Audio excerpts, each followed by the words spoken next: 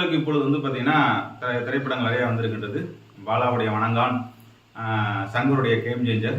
அவர்கள் இருவரும் இந்த 20 ஆண்டுகளில் அப்டேட் ஆகவில்லை, 10 ஆண்டுகளாக அப்டேட் ஆகவில்லை என்று வருத்தப்படுவதா, இல்லை 12 ஆண்டுகளுக்கு முன்னாடி வந்த மதகராஜா வந்து இன்னைக்கு வந்து பட்டை தீட்டு புது பொலிவு எடுத்து இப்போதான் ரிலீஸ் பண்ணியிருக்காங்க. பல பல பிரச்சனைகளை தாண்டி, எந்த நேரத்தில் எம்ஜிஆர் என்று பெயர் வைத்தார்களோ பல பல பிரச்சனைகளை தாண்டி இன்றைக்கு அது ரிலீஸ் ஆகிருக்கு.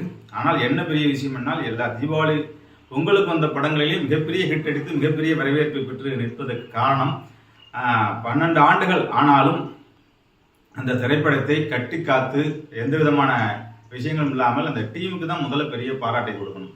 அதாவது வந்து ஒரு டேட்டாவை மெயின்டைன் பண்ணுறதுங்கிறது மிகப்பெரிய விஷயம். அதை அந்த டீம் அற்புதமாக சுந்தர் சி டீம் பண்ணிட்டு 12 ஆண்டுகளுக்கு முன்னாடி இந்த சினிமா உலகம் எவ்வளோ அற்புதமாக இருந்துச்சு என்பதை வந்து அருமையாக காமிச்சிருக்காங்க. அதாவது வந்து எப்பொழுதுமே மக்களை, அதாவது சினிமா நீங்கள் பெரிய கருத்து சுதந்திரம், பெரிய கருத்தை சொல்ல வரீங்க, உள்ள உட்கார வச்சு இருக்க அனுப்புறீங்க அப்படிங்கிற மாதிரி பாலா ஸ்டைலை தாண்டி என்றென்றைக்குமே அல்டிமேட்டா 10 ஆண்டுகளுக்கு முன்னாடி ஆகட்டும், 20 ஆண்டுகளுக்கு முன்னாடி ஆகட்டும், 20 ஆண்டுகள் கழித்தும் வந்து வெற்றி பெறக்கூடிய ஒரு விஷயம்தான் என்டர்டைன்மெண்ட். அதாவது சினிமாங்கிறது கொண்டாடி தீர்க்க வேண்டும். அப்படியாப்பட்ட ஒரு விஷயத்தை வஞ்சனை இல்லாமல் 12 வருஷத்துக்கு அப்புறம் ரிலீஸ் பண்ணாலும் மக்கள் கொண்டாடி தீர்க்கின்றார் என்பது தான் இந்த சுந்தர்சியோட மதகராஜா சொல்லக்கூடிய